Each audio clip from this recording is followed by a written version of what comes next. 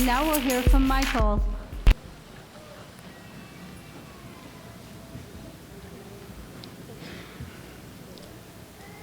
I never thought I would graduate from college. I did not believe that a person like me could do it. I could not conceive that a high school dropout who earned a 0.0 GPA, who found himself enveloped in gangs and drug addiction and crime in prison, would ever be worthy of such an honor as to earn an Associate of Arts degree. And yet here I stand today. This has absolutely been the hardest and most trying endeavor that I have ever undertaken. At first, I was terrified because I'd been out of school for years and did not know the first thing about being a student. Then I was humbled because even though math was my life as a construction worker, I struggled through algebra. The hardest task by far was reading, because when I was 7 years old, I suffered a brain injury that left me with a very short attention span, so my mind would wander before I could finish a paragraph. Yet of all the things that I've invested myself in, and even with all the difficulties, nothing has been more valuable or rewarding. The truth, however, is that I could have never done this alone. My mother, Sharan Moynihan, supported and stood by me every step of the way. She was always there to reinforce the fact that failure was no longer a choice I had to accept. She said, "You are going to succeed." And she said it with such conviction that I could do nothing but believe her. Without her, I would not be here today to share with you in this incredible celebration of all our achievements here at North Seattle Community College. I came here because I was tired of wasting my life away, feeling defeated and not doing what I wanted to do in this world. I had worked my way up in a construction company to sharing ownership by sheer determination.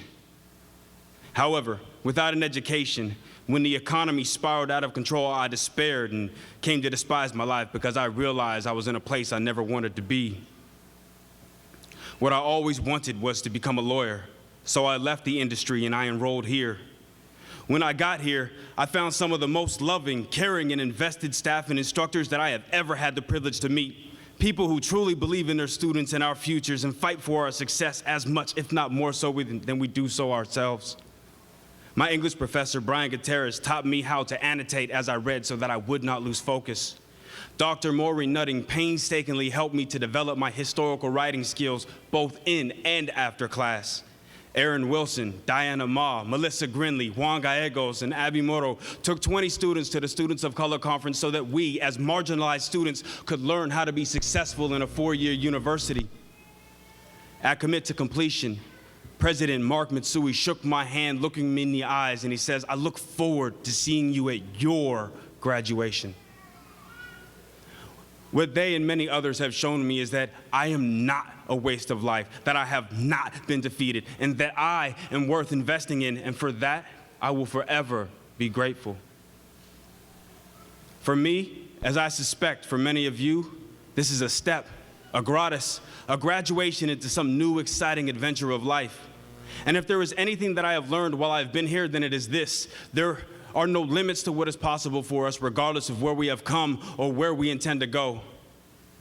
I was just accepted into the University of Washington as a history undergraduate, and from there I will enter into their School of Law so that I can become a lawyer and eventually a leading politician in the United States government.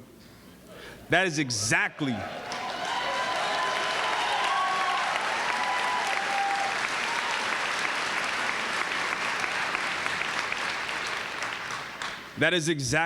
what I always wanted to do with my life.